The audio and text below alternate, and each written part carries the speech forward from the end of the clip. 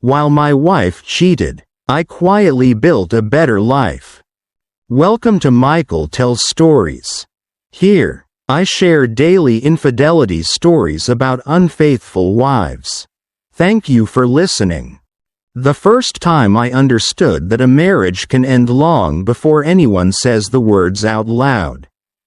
It wasn't in a hotel room or on a couch in a stranger's apartment. It was in my own kitchen on a Tuesday night when the dishwasher sighed itself empty.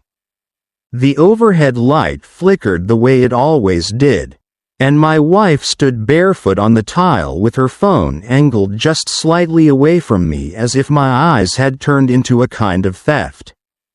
Her mouth forming polite, weightless sounds, sure, yeah, while her thumb moved with a tenderness she hadn't used on my skin in months. And I remember the smell of lemon soap on her hands because she'd washed them twice in the last hour for no reason. As if the act of rinsing could remove a thought she didn't want to carry. I didn't say anything then. I didn't do the dramatic thing you see in movies where a person demands the truth and the truth arrives in a storm. I just watched her. And somewhere inside me a quiet, practical voice, one that sounded like my father's, said, "This is what it looks like when someone has already left and is only waiting for the body to catch up." We had been married for 9 years. Together for 12. And if you asked our friends they'd tell you we were solid. Reliable. The kind of couple who hosted game nights and remembered birthdays. The kind who sent thank you texts after dinner parties. The kind who smiled in pictures like we had a shared joke. But reliability can be a mask. And sometimes it becomes so comfortable you don't realize it's suffocating you until you can't breathe through it anymore. Her name was Lila, a name that once felt soft in my mouth. And mine was Erin, a name that, lately, I heard mostly as a sigh. Erin, can you pick up the dry cleaning? Erin, did you pay the internet? Erin, you forgot the trash. Like I'd become a function in our house rather than a man. We lived in a narrow 2-story place in Brookline with creaky stairs and a back porch that needed repainting. And our son, Milo, was 7 and believed with complete confidence that the world was mostly kind. Which is what children do when adults manage their lies well enough. That week, Milo had a loose tooth and kept wiggling it at the dinner table. Grinning with a gap-toothed future already forming. And Lila kept laughing too loudly at his jokes as if laughter could fill the places in her that had gone hollow. When you're a parent you learn to listen with your whole body. You can hear the difference between ordinary stress and the kind that wants to burst. I had been hearing that difference in Lila's voice for months. The way she spoke too quickly when I asked simple questions. The way she didn't meet my eyes when she said she was just tired. The way she began to sleep facing the wall like she needed the dark to protect her from being seen. I didn't suspect an affair at first. I suspected depression. Or a quiet resentment. Or that we'd simply reached that ordinary plateau where marriages go to nap. But then there were the small, sharp details that didn't fit. New lingerie in her drawer that she never wore for me. Perfume spritzed on a Friday morning when she claimed she was headed to the office in sweatpants. A credit card charge at a restaurant I didn't recognize. And, most of all, the change in her phone. Not just the secrecy. But the affection. People don't realize this. But cheating is often less about sex than it is about the way your attention becomes a sanctuary you refuse to share. And Lila's attention had become a closed door. The night the dishwasher sighed. I went upstairs after Milo fell asleep. And I stood in the doorway of our bedroom watching her brush her hair with slow, careful strokes. And I felt like I was watching someone prepare for an audience I wasn't invited to join. She looked at me in the mirror and smiled, small, dutiful, almost kind, and said, "Long day." And I nodded because I couldn't find any other words that wouldn't fracture into something ugly. That's how it begins, I think. Not with a confrontation but with a decision about what kind of person you want to be when pain arrives. You can be reactive. You can be performative. You can be cruel. Or you can be deliberate. And I had spent my life being deliberate because my childhood taught me that chaos is expensive. I grew up in a house where my mother's moods were weather and my father's silence was shelter. He worked as a building inspector and spoke in short sentences as if words were nails you didn't waste. And when my mother cried, he would hand her a glass of water and leave the room. Not because he didn't care, but because he didn't know how to stay without drowning. They never divorced. They simply lived side by side until my mother's sadness became normal. And I promised myself I would never build a marriage like that. A marriage made of avoidance. And yet there I was. Avoiding. Because the part of me that wanted to protect Milo was louder than the part of me that wanted to protect my pride. The next morning, while Lila was in the shower and Milo was eating cereal with his elbows on the table, I opened the drawer where we kept the mail and dug through the envelopes I'd been ignoring. And I found the second notice from the electric company. The late fee underlined. And I felt a tightness in my throat that wasn't about money so much as it was about how alone I'd been carrying the infrastructure of our life. Lila worked in marketing for a boutique firm. I was a project manager in a mid-sized tech company. The kind of job that pays well enough to keep you afloat but never makes you feel secure.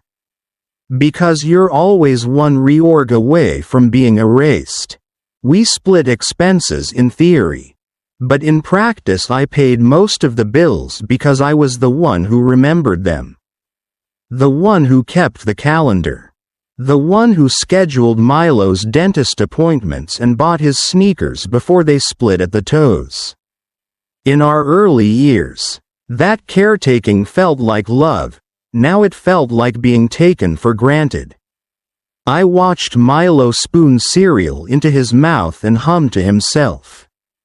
And I thought, if the foundation cracks, he's the one who falls through it. So I did something that, at the time, felt almost petty, but later I would understand it as the first brick in the better life I quietly built. I opened a new bank account in my name only. Not because I wanted revenge. Not because I wanted to hide money like a villain. But because I wanted a safety net that didn't depend on someone else's honesty. I set it up online in 10 minutes while Milo watched cartoons.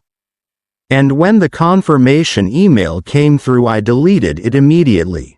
My finger hovering for a second over the screen as if I could feel the moral weight of secrecy. In a healthy marriage, secrecy is poison. In a collapsing one, secrecy can be a tourniquet. That afternoon I went to work and sat through meetings where people argued about deadlines with the seriousness of surgeons. And I nodded at the right moments and took notes and acted like my mind wasn't elsewhere. Because adulthood is often just a series of performances layered over private grief. I didn't cry. I didn't even feel sad yet. I felt alert. As if my body had entered a survival mode that made emotions a luxury item. When I got home, Lila was standing at the counter chopping vegetables for a stir-fry we would barely eat. And she glanced at me. Her eyes bright in a way that wasn't for me. And I knew without knowing how I knew that she had just received a message from him. That was the first time my stomach turned with something like nausea.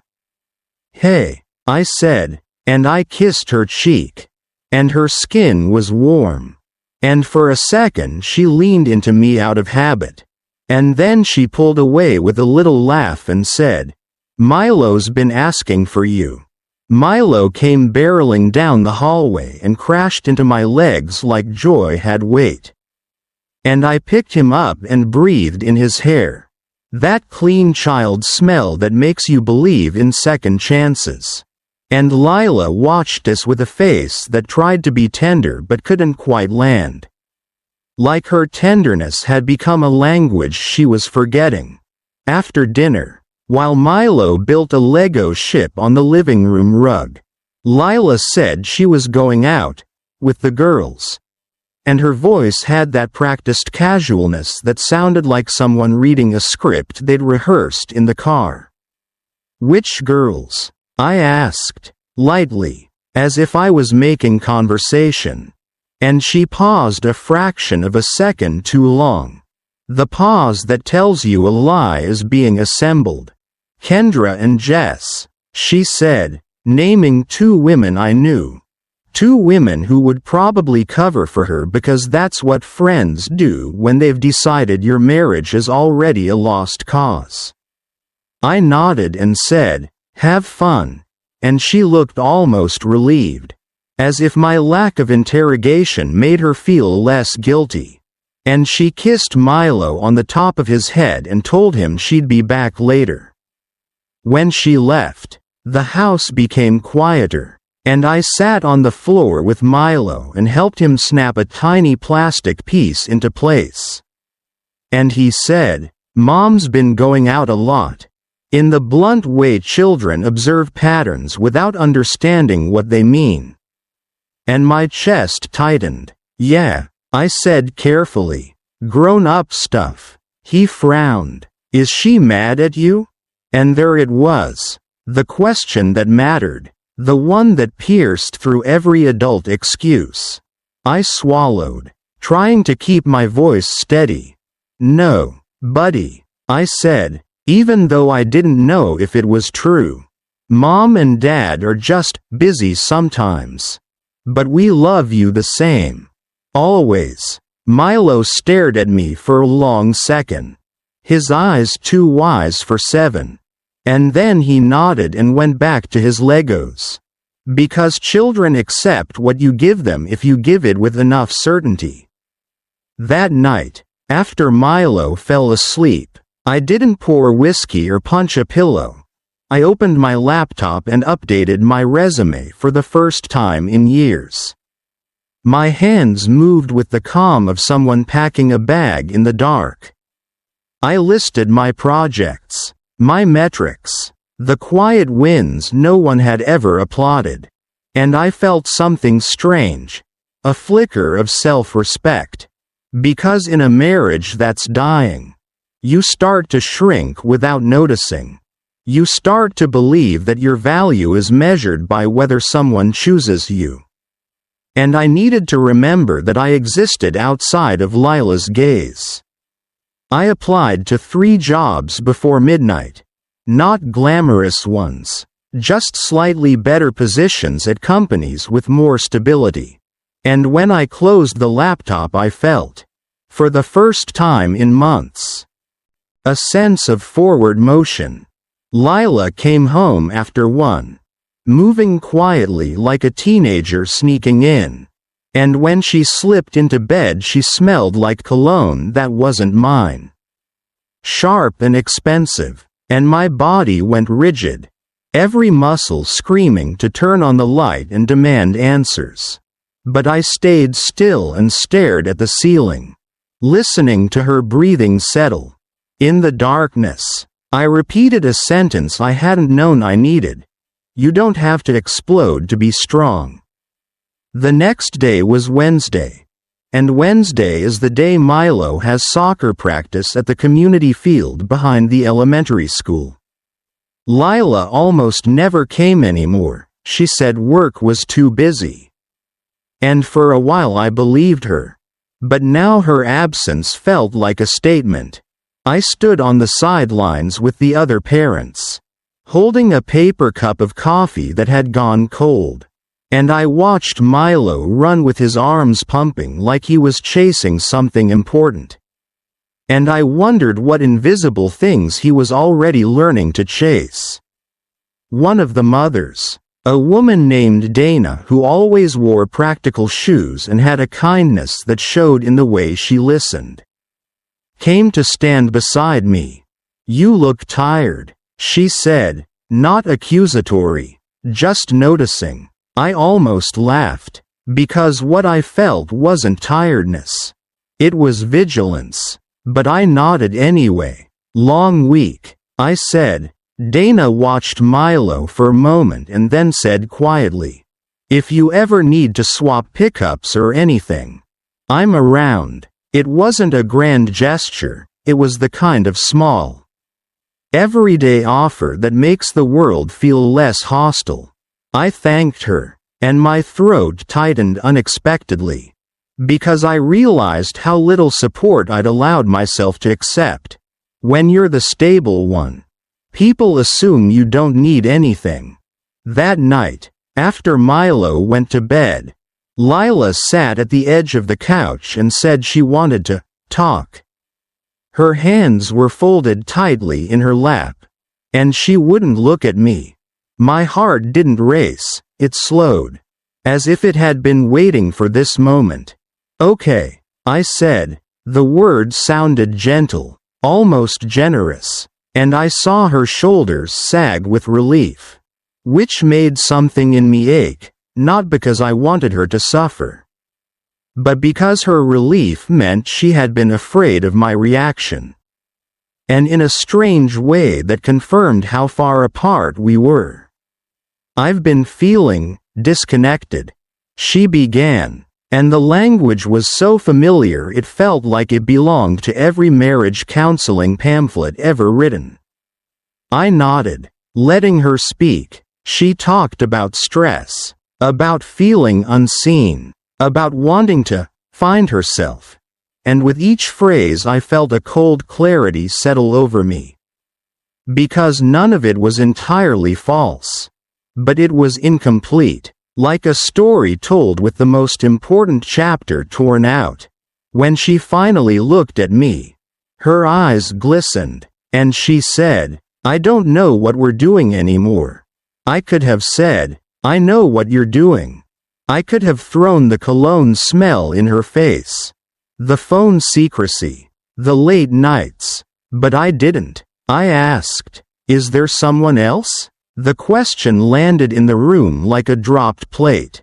Lila inhaled sharply, and for a second her face showed something raw, fear, shame, maybe even grief, and then she whispered, "It's not that simple." That sentence is a confession dressed as philosophy.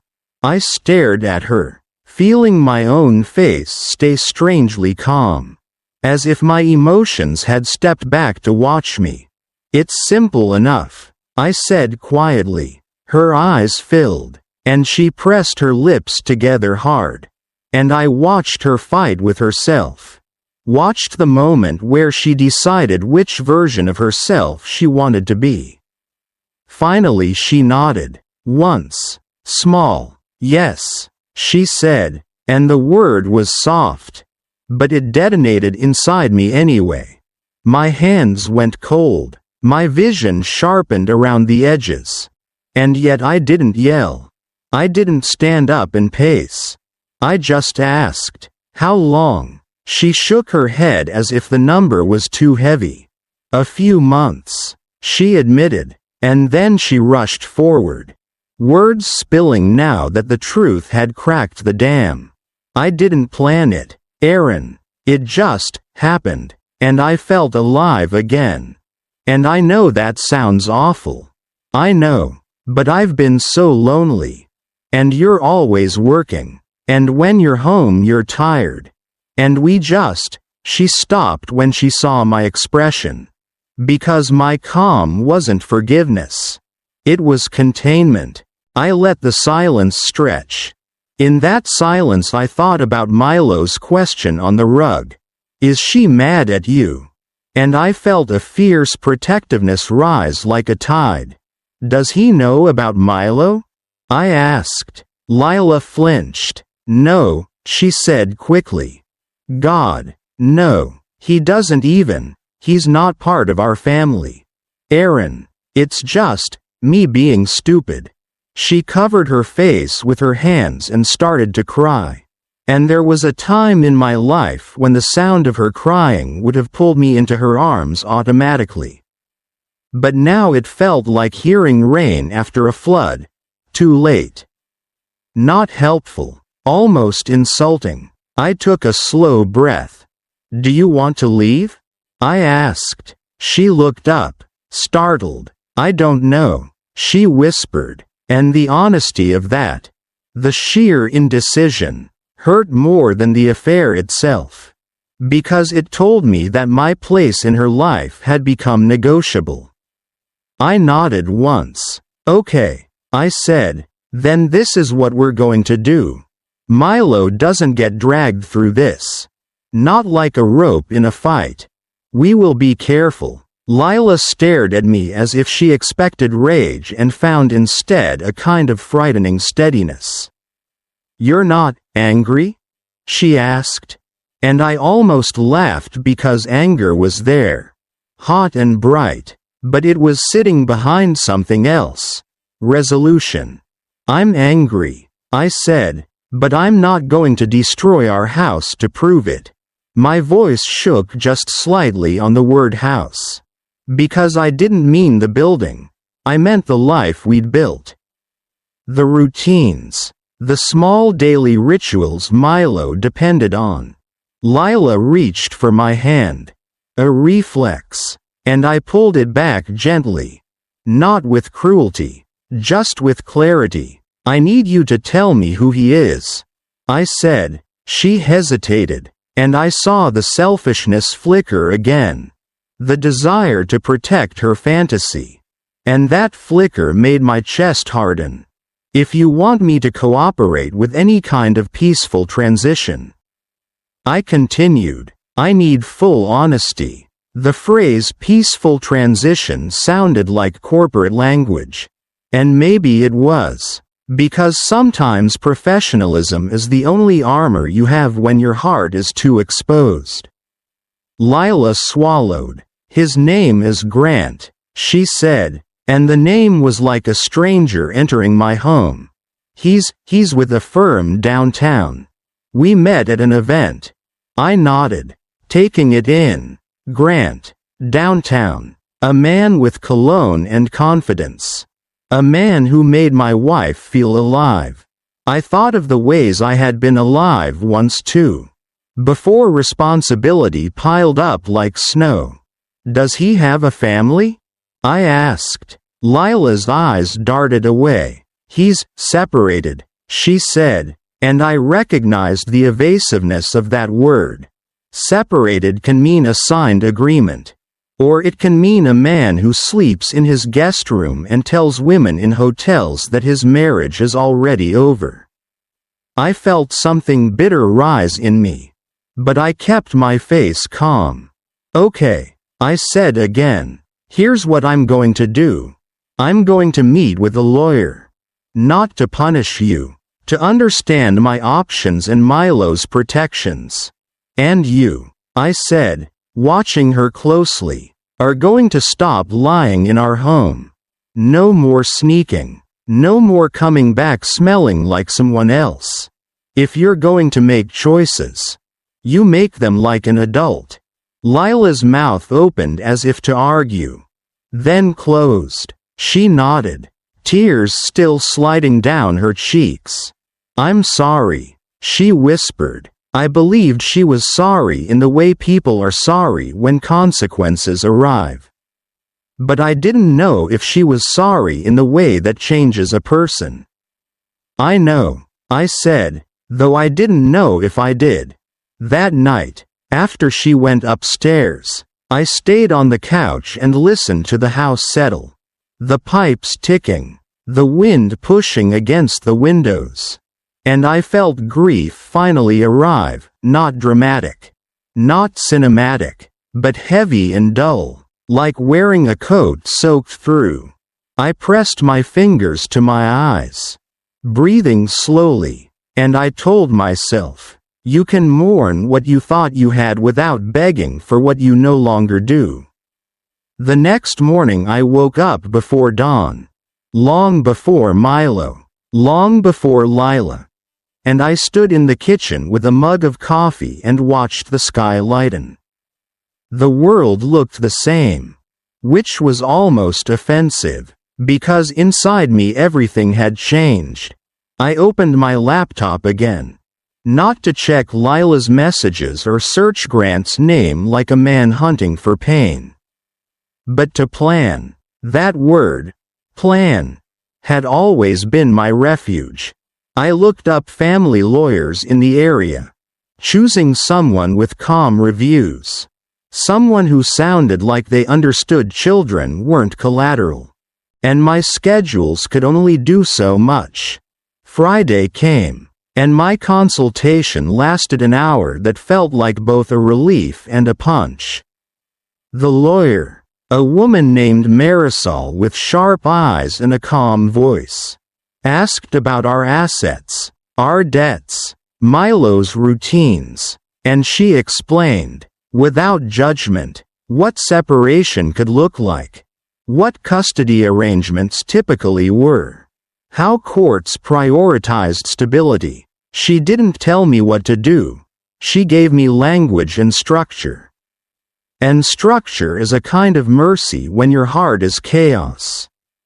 When I left her office, the city looked too bright. People walking with coffees and earbuds, oblivious to the fact that my entire identity had cracked open. I sat in my car for a long time, hands on the steering wheel, and I felt grief and anger and something else rising through them. A quiet confidence that I could survive. Not because I was fearless, but because I had already started building. That afternoon, I got an email from one of the jobs I'd applied to, asking for an interview. I stared at the screen, my pulse quickening. It wasn't a miracle, it was a door. I scheduled it for the following week. Then I drove home, and when I walked into the kitchen, Lila looked up as if she'd been waiting for a verdict. "How was it?" she asked, trying to sound casual, informative. I said. I took off my coat slowly, feeling the weight of my choices. "We have options," I added, "but I'm not going to pretend nothing happened." Lila nodded, swallowing. "I don't want to lose you," she whispered. There it was, the line that might have softened me once. I looked at her, really looked, and I saw a woman who was not a villain but was also not the woman I married. Because the woman I married wouldn't have risked our family for the thrill of being seen by a stranger. "You already did something that changed us," I said quietly. "Now we find out what kind of people we are after it." Lila started to cry again. But this time I didn't feel compelled to fix it. I went to Milo's room instead and sat on his bed while he colored. And I asked him about school. And he told me about a kid who stole his pencil and about a teacher who smelled like peppermint. And as he talked, I felt the most important truth settle in my bones. I could not control Lila's choices. But I could control mine. And in controlling mine I could create a life where my son felt safe and where I could look at myself in the mirror without shame. That night, after Milo fell asleep, I heard Lila on the phone in the guest room, whispering, and I stood in the hallway with my hand on the wall, listening to the low murmur of her voice. And my heart didn't shatter the way I'd expected, it hardened into something clear. The affair wasn't a past event, it was a present one. She hadn't ended it, or she had ended it and still couldn't let go. Either way, she was still choosing secrecy over integrity in our home. I went back to the living room, sat on the couch, and opened my laptop. I didn't search her messages. I didn't call Grant's number. I did something quieter and, in its own way, more radical. I drafted a plan for separation that protected Milo's routine, my finances, and my dignity, and as I typed, I felt the first true emergence of the better life I would build, not a life fueled by revenge. Not a life built on humiliating her, but a life where I was no longer begging for basic respect. Where my home could be peaceful again. Where my son could see his father stand up without becoming cruel. And where, someday, love might return to me in a form that didn't require me to disappear to keep it. The next morning arrived with the kind of quiet that feels provisional. As if the house itself was holding its breath to see what version of us would wake up. And I stood in the kitchen again. The same mug warming my hands. The same light creeping across the counter. But I felt different now. Steadier in a way that surprised me. Because certainty, even painful certainty, is easier to carry than suspicion. Lila moved through the house carefully. Her footsteps soft, her voice gentle when she spoke to Milo. As though she believed volume could determine forgiveness. And I watched her with a distance that wasn't cold so much as self-protective. Because once you accept that someone has chosen to betray you, you also have to accept that their remorse may be sincere and still insufficient. Milo sensed the tension without understanding it, the way children always do. And he stuck close to me that morning, his hand brushing my leg as he tied his shoes, his eyes flicking between his mother and me like he was reading a weather report written in body language. On the drive to school he asked if we were still going to the aquarium. And I told him we'd see how the weekend went, which was true in the most adult, unsatisfying way. And he sighed and leaned his head against the window, trusting me anyway. After I dropped him off, I didn't go straight to work. I drove instead to a small park near the river and sat in my car. Engine off, listening to the distant hum of traffic. Because I needed a moment to acknowledge what I was feeling without having to perform competence for anyone else. The anger was still there. Coiled and hot, but beneath it was something more solid, a refusal to be diminished by someone else's choices. I thought about Grant, not with jealousy, surprisingly, but with a kind of detached curiosity, like wondering about the stranger who sideswiped your car and drove off. And I realized that he was almost irrelevant. Lila hadn't cheated because he was extraordinary, she had cheated because she wanted to feel extraordinary herself. And she'd chosen a path that didn't require her to confront the harder work of rebuilding intimacy with the person who knew her too well to flatter her without effort. That understanding didn't excuse her, but it did free me from the trap of comparison. Because there is nothing more corrosive than measuring your worth against a fantasy built on secrecy. At work, I went through my day with a sharpened focus, finishing tasks I'd been postponing, speaking up in meetings instead of letting louder voices dominate. Because when your personal life feels unstable, there's a strange relief in competence. In doing something well and being recognized for it. My manager stopped by my desk in the afternoon and mentioned, almost casually, that leadership was looking for someone to head a new initiative, a role that would come with more responsibility and a modest pay bump. And as he spoke I felt a flicker of irony. Here I was, rebuilding myself quietly, and the world was responding not with pity but with opportunity. I told him I was interested, my voice steady, and he nodded, pleased, and walked away.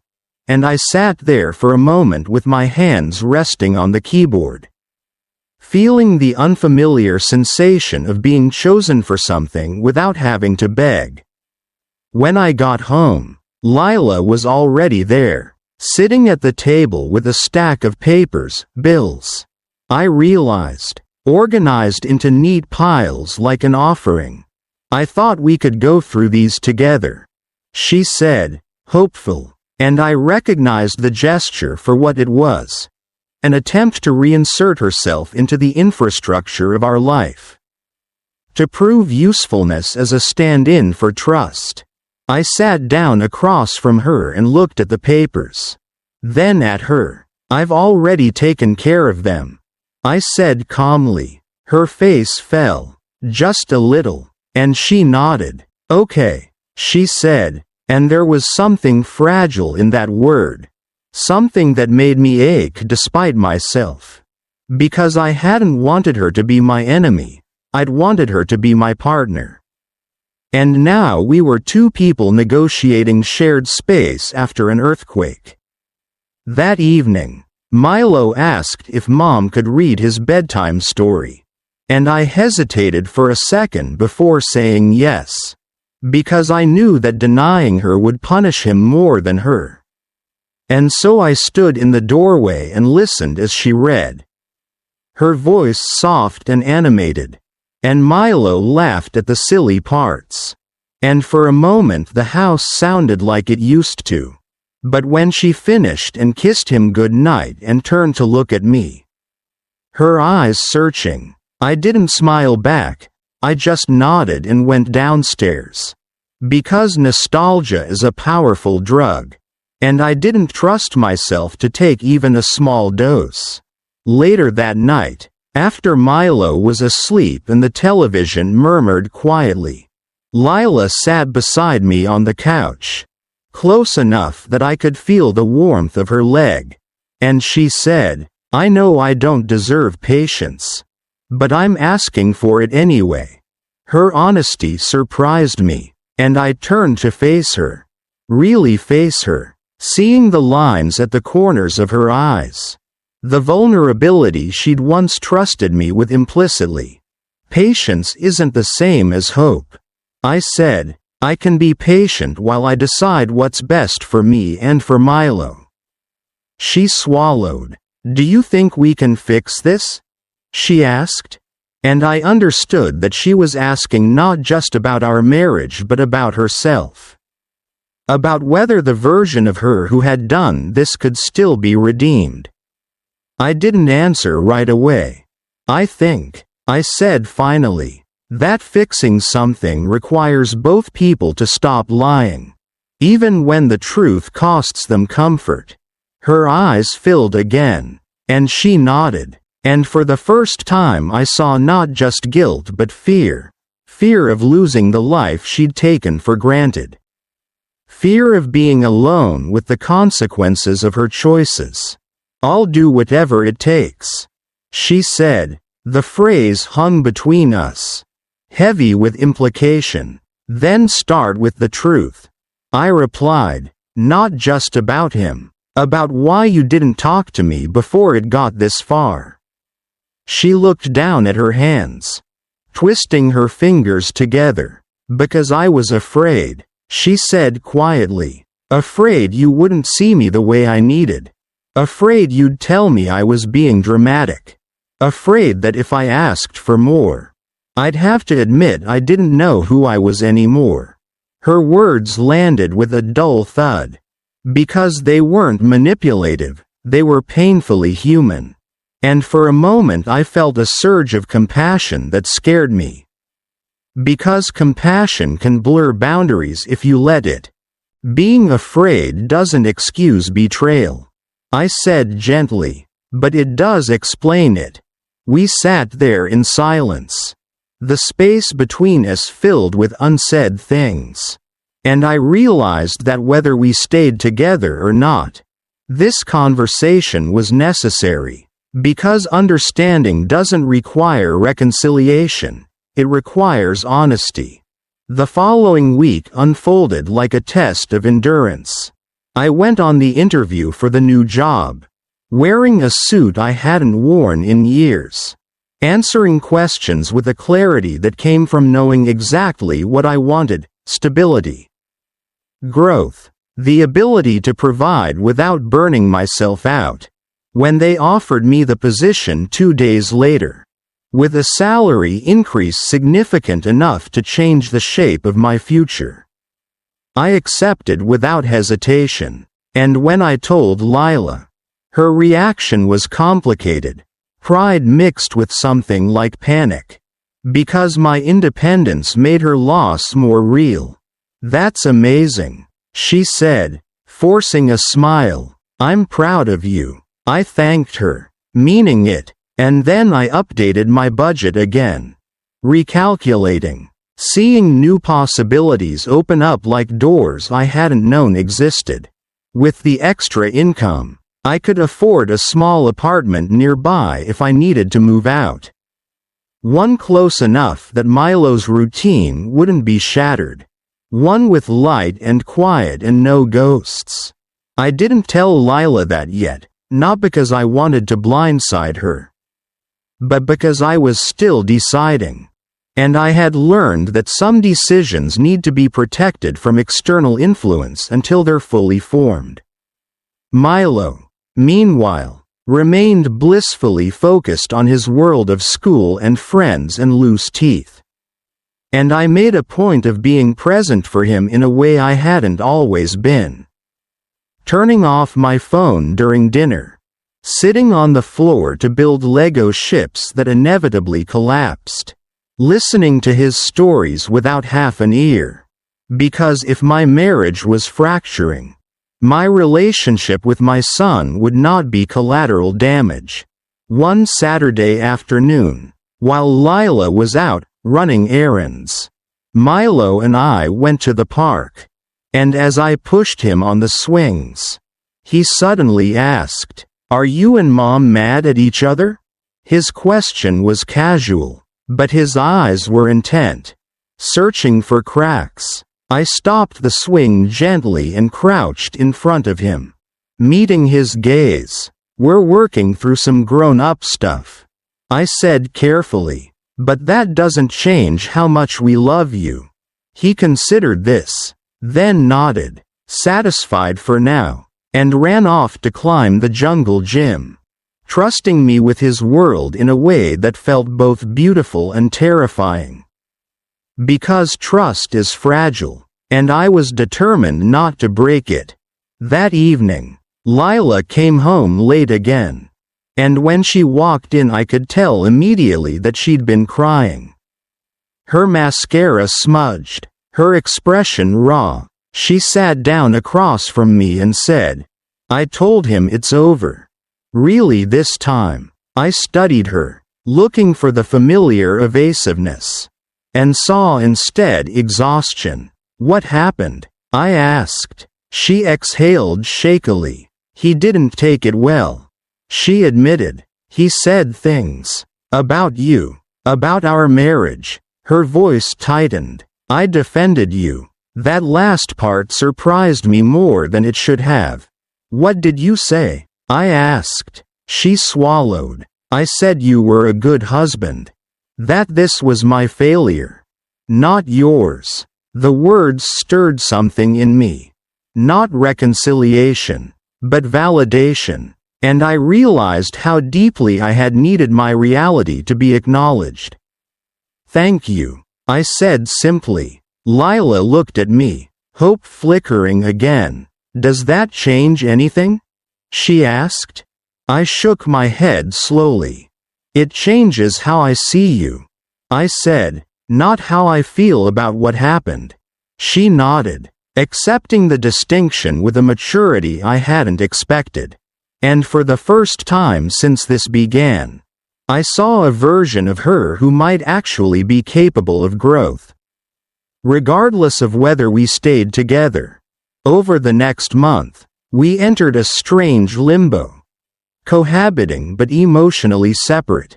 Courteous but cautious. Attending a few counseling sessions at my insistence, where we spoke honestly under the guidance of a therapist who didn't let us hide behind platitudes. Lila confronted her patterns of avoidance, her need for external validation, and I confronted my own tendency to withdraw into responsibility instead of vulnerability. And those sessions were exhausting and illuminating. Peeling back layers we'd ignored for years. But even as we made progress in understanding, something fundamental remained broken for me. Trust, once shattered, doesn't reassemble easily, and I found myself imagining a future where I wasn't constantly scanning for signs of betrayal. Where my energy wasn't spent monitoring someone else's integrity. One evening, after a particularly intense session, I walked alone along the river, the city lights reflecting on the water. And I asked myself the hardest question: was staying an act of courage? Or an act of fear? The answer came quietly, but clearly. For me, staying would mean living with a scar that defined every interaction. And leaving, while painful, would allow me to build something new without the constant echo of what had been lost. When I told Lila my decision, I did it with care, sitting across from her at the table where we'd once planned vacations and birthdays. "I'm going to move out," I said, my voice steady, "not because I hate you, not to punish you, but because I need space to heal. And I don't think I can do that here." She cried, of course, grief tearing through her composure. But she didn't argue, didn't beg, and that restraint told me she understood, at least on some level, that this was about dignity, not abandonment. We agreed on a plan that prioritized Milo, shared custody, consistent routines, transparency. When I moved into my new apartment, small but sunlit, Milo helped me carry boxes. His excitement about having two homes tinged with confusion, and I reassured him with patience and presence, making my new place feel safe and familiar. Life didn't magically become easy, but it became honest, and honesty has a way of lightening your load. Months passed, and I settled into my new role at work, thriving in an environment that valued my steadiness and insight. And I began to rediscover parts of myself I'd neglected, running along the river in the mornings, cooking meals just for the pleasure of it, reconnecting with friends I'd drifted from. Lila and I found a functional rhythm as co-parents, respectful and communicative, and I watched her work on herself. Not for me, but for her own growth. And I wished her well without wishing to return.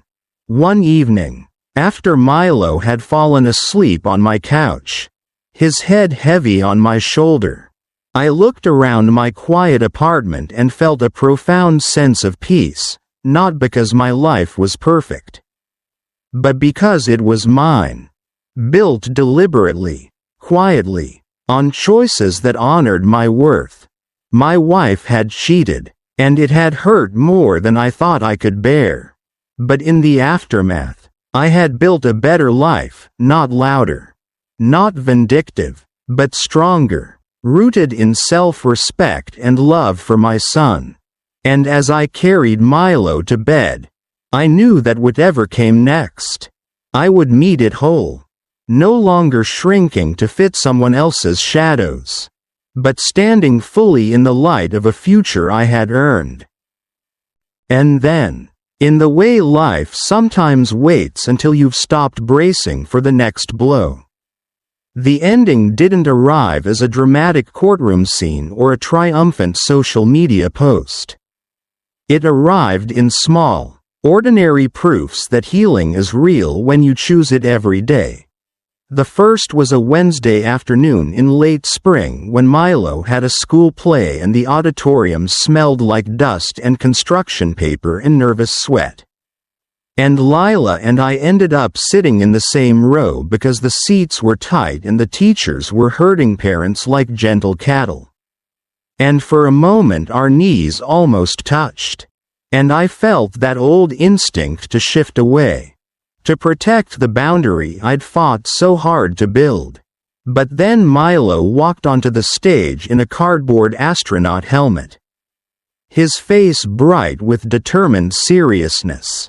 And Lila's hand flew to her mouth in that reflexive motherly awe.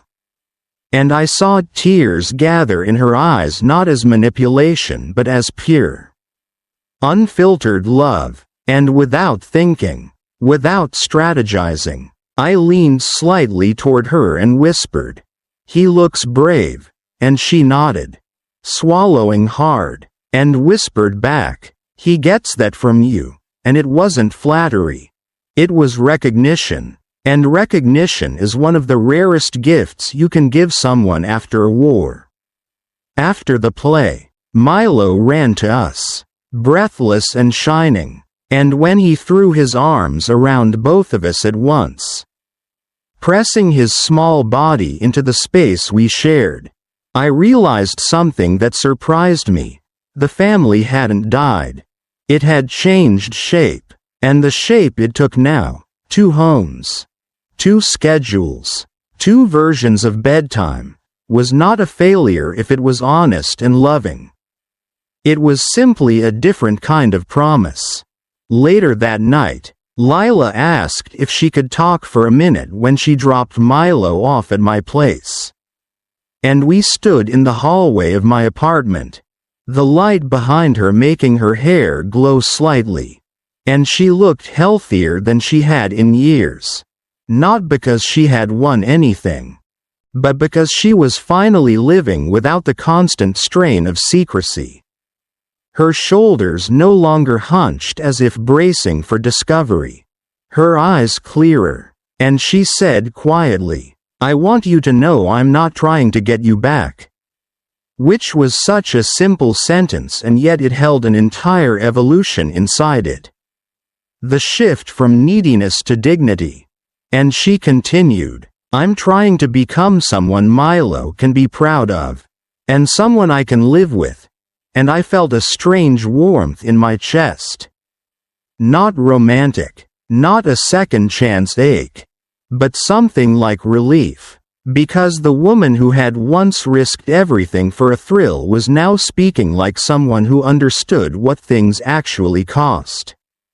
She told me she'd switched jobs, taken a position that paid a little less but didn't require her to perform perfection every day. A place where she could breathe. And she'd started volunteering at a community mentorship program for young women.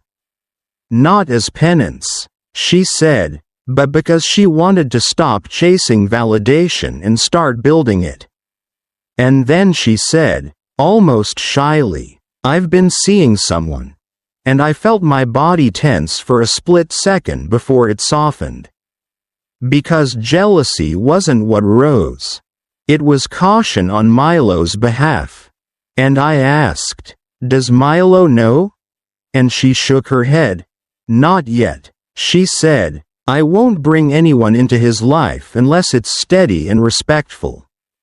And unless you've met him first. Because I don't want secrets anymore. Aaron, I don't want to be that person."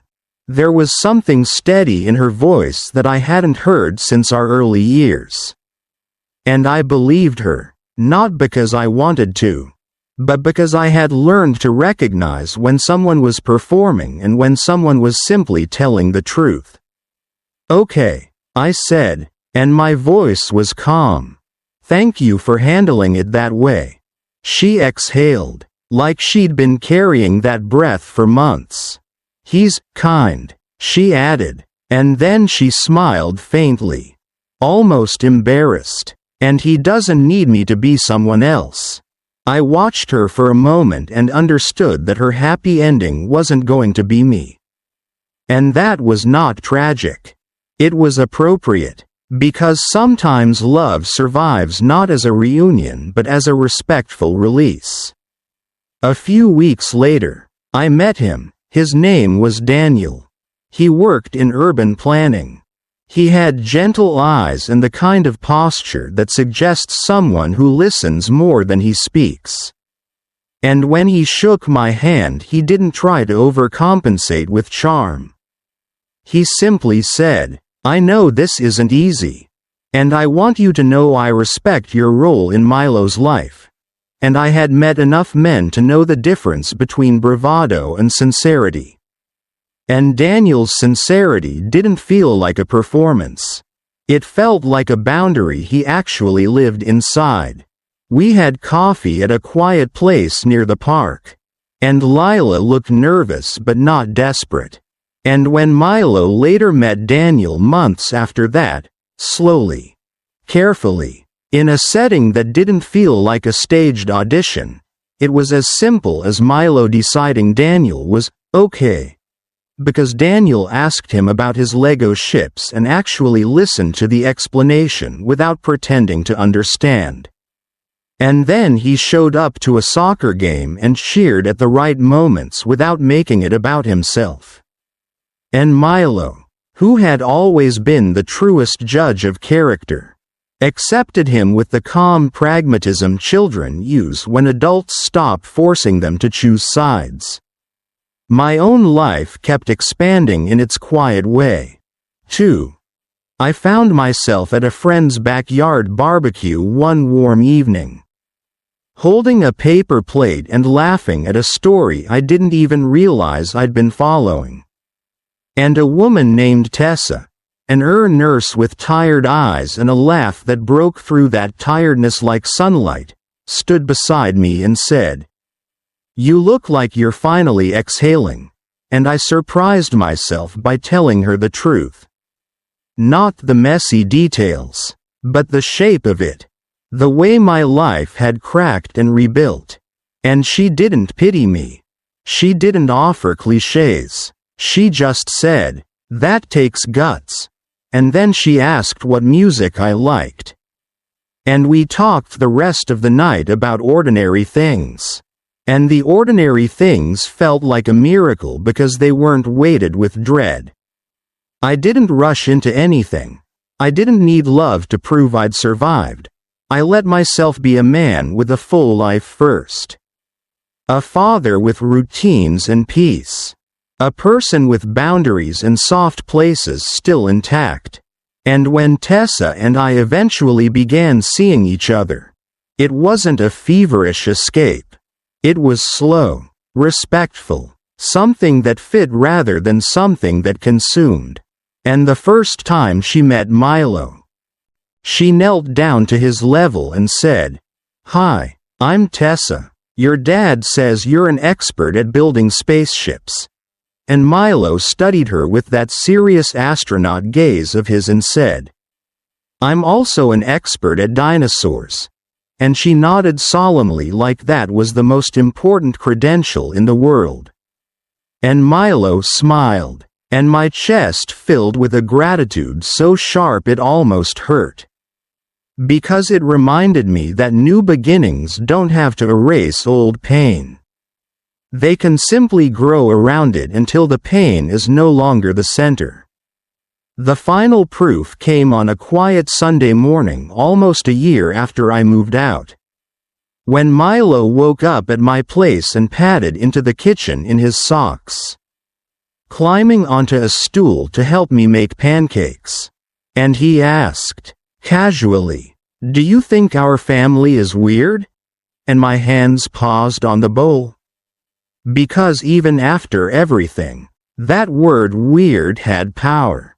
It was the word children use when they suspect they don't fit. And I crouched beside him and said, "Why do you ask?" And he shrugged. stirring batter with too much enthusiasm. Because my friend Liam's parents live together.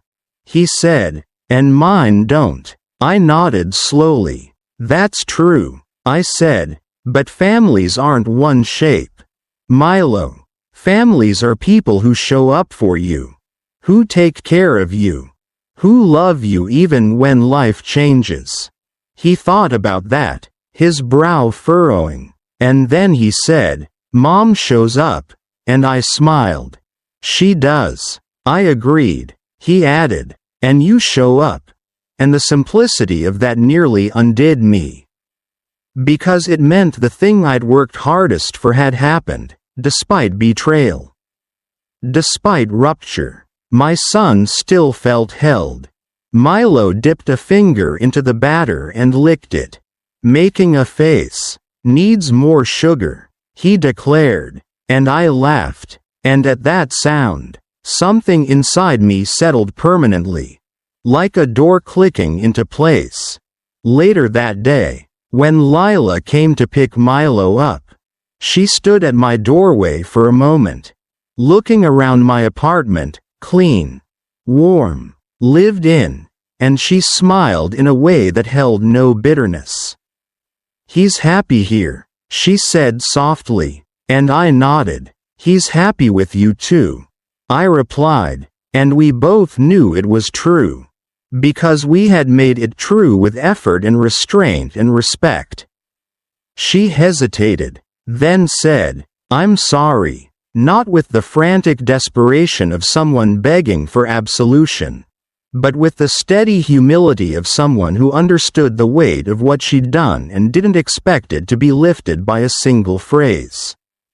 And I looked at her and felt, unexpectedly, forgiveness. Not the kind that rewrites history or invites reunion, but the kind that releases you from carrying someone else's failure like a stone in your pocket. I know, I said quietly, and then, because dignity mattered for both of us, I added, and I'm glad you're doing better.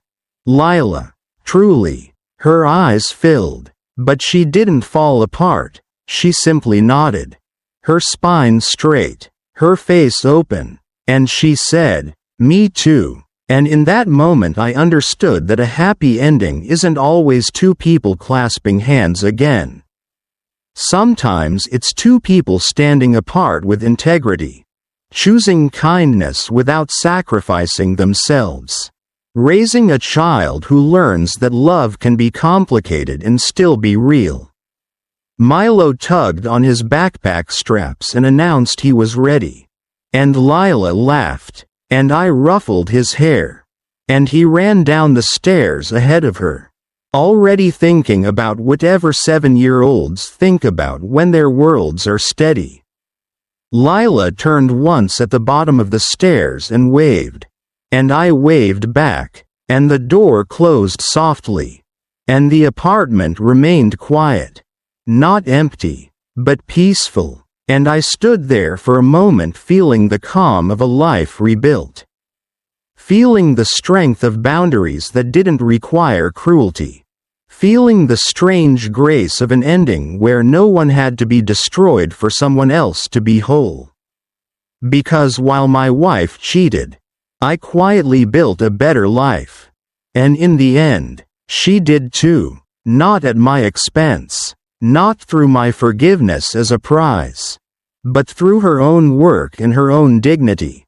And our son, held by both worlds, grew up inside that honesty like it was the most natural thing in the world. That's the end of today's story. If you enjoyed it, please leave a comment with your thoughts, like the video, and subscribe to the channel. Thank you.